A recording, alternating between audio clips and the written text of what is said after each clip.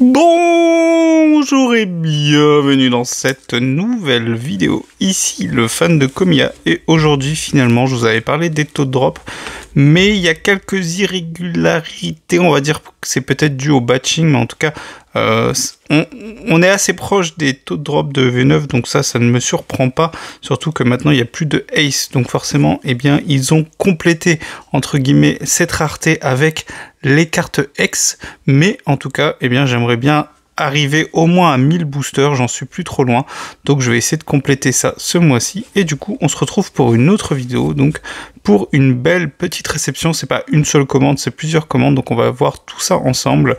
Mais avant de commencer, évidemment, je le dis à chaque fois, mais c'est vrai que beaucoup encore ne s'abonnent pas pour suivre l'actualité de la chaîne, donc n'hésitez pas à vous abonner et à mettre un petit pouce sur cette vidéo. Donc du coup, des cartes achetées sur Card Market cette fois-ci exclusivement, il n'y a pas eu de passage en boutique dernièrement, il faudrait que j'y retourne, je vais essayer peut-être d'y retourner la semaine prochaine. En tout cas, un beau petit lot, donc une cinquantaine d'euros, j'ai pas compté le nombre de cartes, mais il doit y en avoir une bonne grosse vingtaine je pense, sur plusieurs commandes, donc forcément les frais d'envoi se cumulent, mais sur les 50 euros, les frais d'envoi sont compris évidemment. En général, c'est plutôt assez sérieux sur Card Market. Il y a rarement des surprises, ça peut arriver, mais en général, ça va. Là, dans l'ensemble, les cartes étaient quand même assez bien protégées. Bon, il n'y a pas de grosses cartes, vous allez voir, il y a une seule carte qui atteint les 20 euros, mais sinon, toutes les cartes, ce sont des cartes, on va dire, autour des 1 euro maximum. Il en manque quelques-unes que j'ai déjà rangées dans ma petite ETB pour les cartes que je joue, ou du moins qui sont jouables dans le TCG. Et si je m'en souviens, j'hésiterai pas à vous en parler. Je crois qu'il y a un garde-voir et un Noctunoir Pokéball de 8.5. Voilà, je crois que c'est les deux seules cartes que j'avais dans ces commandes-là qui manquent à l'appel. Donc le garde-voir et le Noctunoir Pokéball de 8.5. On commence du coup avec Yanmega. C'était les deux promos qu'on avait dans les tripacks. J'ai pas ouvert de tripack EV9 parce que évidemment je ne suis pas sorti dans les boutiques et donc c'est très compliqué d'acheter des tripacks. Et du coup je vais poser le tas de cartes parce que c'est un peu compliqué de garder tout ça dans la main. Et du coup pour changer, eh bien je suis allé chercher les cartes à l'unité. Donc j'avais déjà récupéré le Bagaid et maintenant du coup j'ai le Yanmega. Donc je vous ai déjà parlé, je fais un classeur avec les promos, celles que je trouve, évidemment il y en a trop, et les cartes Cosmo Holo qu'on trouve dans certains coffrets notamment. Le Togedemaru en reverse sur EV7, je ne l'avais pas encore, ça c'est pour la petite collection des Togedemaru, je vous en ai déjà parlé. Il y a le Pachirisu, il y a le Togedemaru, il y a... qu'est-ce qu'il y a d'autre? Il y a Gourmelet et il y a Forgelina aussi, donc c'est des collections que j'aime bien faire. Pas le master set, pas le full set, mais quand j'ai l'opportunité de faire rentrer dans la collection des cartes de Jockey, j'aime bien aller les chercher. Donc celle-ci c'est le Rocabo, on est sur Flamme Obsidienne. J'ai un doute si je ne l'avais pas déjà, mais en tout cas, bon, quand c'est comme ça, j'essaye de compléter avec des cartes qui pourraient m'intéresser. Et si je l'ai déjà, c'est pas grave, je mettrai à la vente et du coup, ça partira lors d'une prochaine vente. J'ai repris, et oui, parce que j'ai laissé un peu traîner, je me suis passionné par d'autres trucs et forcément on met un peu de côté, mais j'ai repris, vous allez voir, il y en a quand même pas mal sur ce mois, et je pense qu'au mois prochain je vais continuer. Alors là je fais dans l'ordre décroissant, du moins j'essaye de faire dans l'ordre décroissant, donc je vais chercher soit la reverse, soit la carte normale sur le plus récent, et je vais descendre de plus en plus. Évidemment, il m'en reste encore beaucoup à aller chercher, ça c'est sûr, mais on avance sur, on va dire, au minimum, les illustrations, puisque ça c'est des illustrations que je n'avais pas encore sur Rhinocorn. Je crois que c'est Rivo Émergent, je sais plus trop. Le logo, vous l'avez là, ici, de la série, on est sur la 4G, ça c'est sûr. En tout cas, une très belle illustration, assez simple, dans le sens où le Pokémon fait quasiment toutes les illustrations, donc on a très peu de détails, mais j'aime bien, du coup, la représentation du Rhinocorn en pleine action. Pareil avec ce Carmash, celle-ci, elle est vraiment très belle, je l'aime bien, avec le soleil au fond, là, ici, très joli dans la même série, je crois, mais bon, je sais plus, je vous avoue, c'est pas les séries que je connais le plus, mais en tout cas, très jolie cette illustration de Carmash, donc très belle illustration. On continue avec une illustration que vous connaissez sûrement, je vous en ai déjà parlé. Je l'avais pas en non-reverse, elle doit traîner quelque part, je pense que je l'avais déjà. Mais bon, j'ai complété. On est sur Origine perdue avec ce Archaeomir, très belle illustration, avec beaucoup de détails en arrière-plan, c'est assez sympa. On voit plusieurs personnages ici, le décor est un peu... Bon, on va dire il y a des pyramides, il y a une sorte de ruines, donc c'est assez intéressant, ça fourmille de détails. Donc c'est une très belle illustration. On continue toujours sur Origine perdue avec du coup le Fantir... Non, c'est pas Origine perdue, ça c'est Tempête argentée. C'est Tempête argentée, ouais, c'est Tempête argentée, donc EB12. Donc c'est sur la fin du bloc avec ce Fantirm assez, comment dire, assez, faut avoir de l'imagination hein, pour deviner ce qu'on a. Peut-être, je sais pas, un fond marin, on sait pas trop. En tout cas, le Fantirm qui a l'air un peu blasé, un peu fatigué. Peut-être, en tout cas, une belle illustration que j'avais déjà, mais pas en reverse. Donc du coup, on complète comme ça, eh bien, les deux. Le Vibranave, je l'avais déjà, mais c'était pour compléter une commande, et celle-ci, je pense que je vais la mettre dans le Pokédex, parce que du coup, j'avais récupéré celle que j'avais mis dans le Pokédex, et du coup, je vais pouvoir mettre celle-ci dans le Pokédex. Je fais aussi le Pokédex. Pokédex, il est un peu en stand-by, mais comme on a des nouvelles séries avec des Pokémon que j'avais pas encore, qu'est-ce que j'avais remarqué? Oui, par exemple, il y a Rosabyss qui va arriver là avec EV10 et je l'ai pas encore dans le Pokédex. Donc, en soi, à part quelques Pokémon précis, il n'y a pas vraiment besoin de se précipiter pour le Pokédex. Après, évidemment, moi, dans le Pokédex, c'est peu importe la carte, peu importe l'illustration. On enchaîne avec le Orchid de Origine perdue que j'avais déjà, mais que je n'avais pas en reverse. C'est un même principe. Sur le récent, on va dire maximum 5G, je pense. Maximum 5G. 4G, ça commence à être cher au niveau des rivers, et en général, les rivers sont en mauvais état. Mais maximum 5G, je me donne pour l'instant, on va dire, dans l'immédiat. Cette année, on va dire cette année et l'année prochaine. J'aimerais bien avoir le Master 7. Donc la carte en normal et en reverse. Ça me semble jouable parce que c'est pas des cartes très chères. Il y a quelques promos qui sont un peu dures à aller chercher, mais elles sont pas dures à aller chercher, elles sont trouvables, mais elles sont un peu chères. Mais on va dire sur les séries, je pense que c'est jouable. Et du coup, Orchid, c'était l'une des dernières qui me manquait. Donc très content de la faire entrer dans la collection. Je vous avais déjà présenté l'illustration, elle est très jolie de ce Orchid de Origine perdue. Et enfin, du coup, ça c'est la plus récente que j'avais pas encore. Alors évidemment, maintenant, il y a le Blizzy de EV10, mais ça, je pense qu'avec les AP... je me fais pas de soucis, j'arriverai à la trouver. Ça c'est le Venipat de Mascarade Crépusculaire que je n'avais pas encore en reverse, et pourtant j'en ai ouvert un. Mascarade, je suis à plus de 50 boosters et je ne l'avais pas. Comme quoi des fois certaines reverse sur des grosses séries c'est très dur à faire tomber. Bon, j'allais dire aussi dur que certaines secrètes, mais il faut peut-être pas exagérer. Mais cela dit, les séries sont tellement importantes que, eh bien, des fois, eh bien, on passe complètement à côté d'une carte. Hein. Rappelez-vous, le Grimalin sur EV7, pareil, pas moyen de le faire tomber en non-reverse ou en reverse. Donc, des fois, eh bien, c'est comme ça. Du coup, c'est pas grave, hein, c'est pas des cartes très chères. On va passer au japonais et au beaucoup plus récent, parce que là, on est sur SV9A. J'aime bien Ogerpon, donc je suis allé chercher les 4 illustrations qui sont dans la série, qu'on retrouvera du coup, nous, dans EV10. Donc, celle-ci, c'est turquoise. J'avais eu une... Ah bah, finalement, il est là, le garde-voir, j'avais oublié de le retirer. Je vous disais tout à l'heure, donc garde-voir, bah, c'est pour jouer le deck garde-voir, hein, parce que bon, mine de rien, le deck garde-voir, on en parle, hein, mais il est très très fort. Là, je crois que logiquement, si je dis pas de bêtises, j'ai tout ce qu'il faut.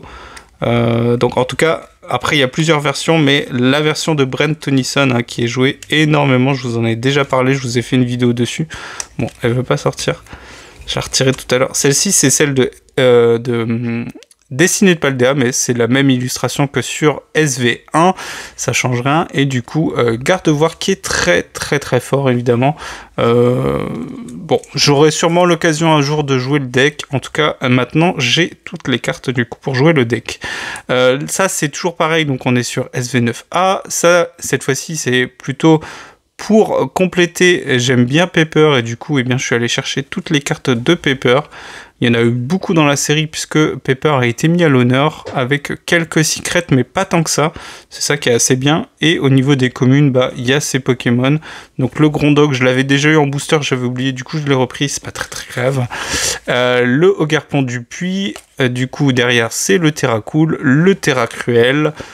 Qu'est-ce qu'on a d'autre? Le Ogarpon Pierre. Du coup, c'était celui du feu que j'avais déjà eu en booster. Parce que j'avais ouvert quelques boosters de SV9A il y a très longtemps. Enfin, une semaine après la sortie, je crois. Le Dogrino de Pepper, donc là c'est la X qu'on aura dans EV10. J'aimerais bien la faire tomber aussi, ça serait sympa.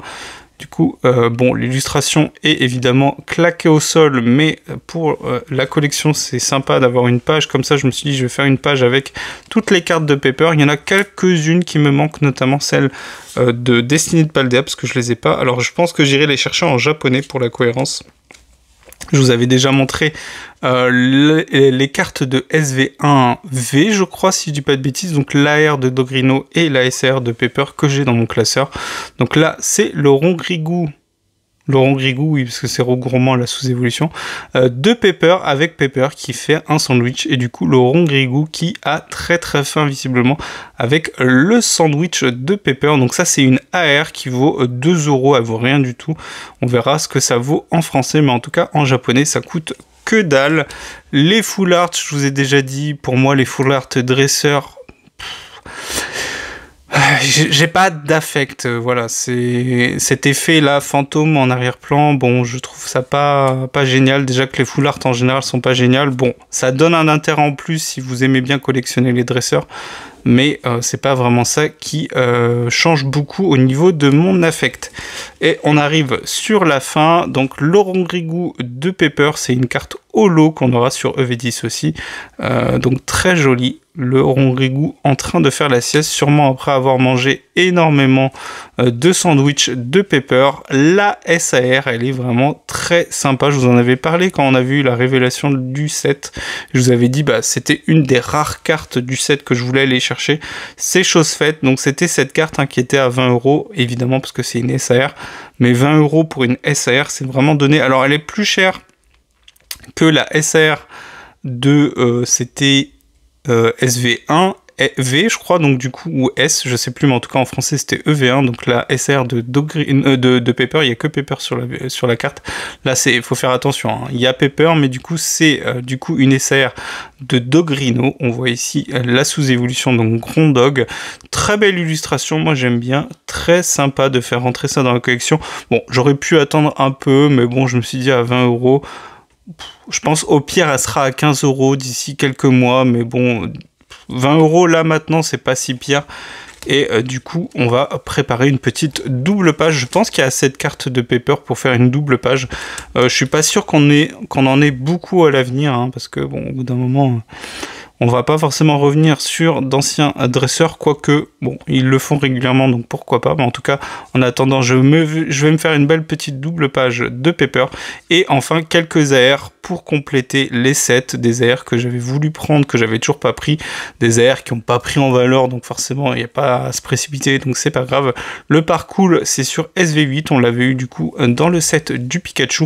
Le magnifique Créfollet, qui est l'AR la plus chère, donc dans ce petit lot de 4 AR, elle était à 4 €, mais c'est vraiment donné.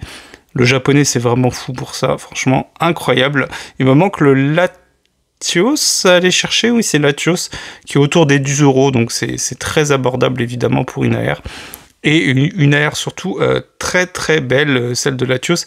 J'aime bien celle du Crofollet. C'est vrai que en regardant les deux, je me suis dit que peut-être les deux côte à côte, on a peut-être une sorte de synergie entre les deux, parce que le ciel ressemble un peu entre les deux. Peut-être le plus tard sur celle-là, au niveau de la temporalité, au niveau du temps. Plus tard le soir que sur l'autre.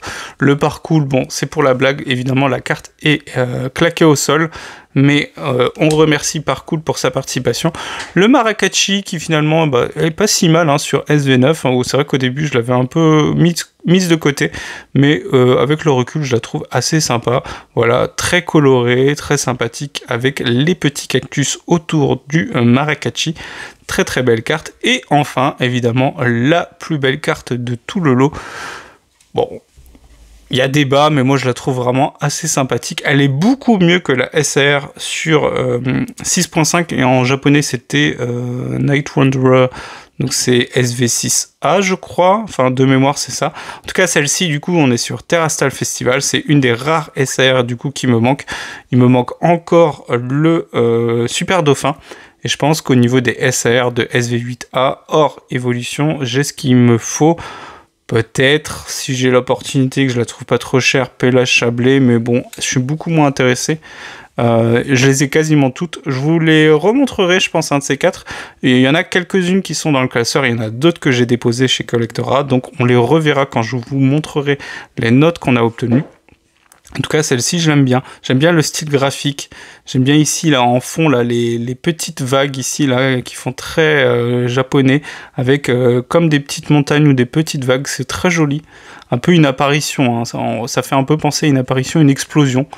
Donc très sympa ce petit Pêchaminus, et ça c'est 3 fois rien, c'est 4 € évidemment. Bon, l'autodrop de SV8A est très très bon, donc forcément eh bien les SR qui sont peu demandés eh bien se retrouvent à peu cher. Je vous avais parlé des Ogarpon, les Ogarpon c'est pareil, c'est des SR à moins de 5 €.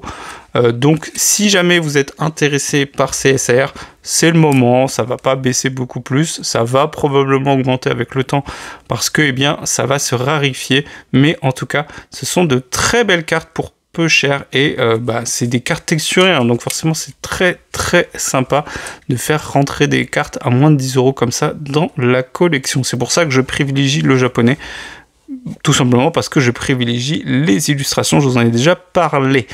Allez, je pense que ça sera tout pour cette vidéo. Donc une 50aine d'euros pour ce lot, toutes les cartes que je vous ai présentées. Je vous ferai le décompte du nombre de cartes qu'il y a eu. Et du coup, comme ça vous donnera une idée du prix à la carte en moyenne.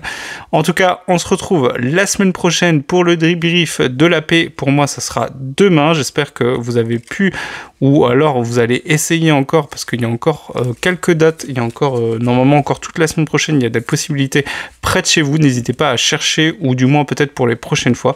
Il n'y a pas d'AP pour les .5 normalement, mais ça reprendra, je pense, en septembre pour les prochaines séries. Et en tout cas, j'espère réussir, j'espère pas faire un 0,4 comme la dernière fois. Ça devrait pas être trop difficile de faire mieux que la dernière fois. Et j'espère tomber sur un bon mini deck, hein, puisque je vous ai montré dans ma dernière vidéo que du coup, certaines cartes, hein, Mimiki, Coucou, sont un peu inutiles. Voilà, on se retrouve bientôt pour la vidéo du coup des taux de drop. Et je vous dis à bientôt. Ciao!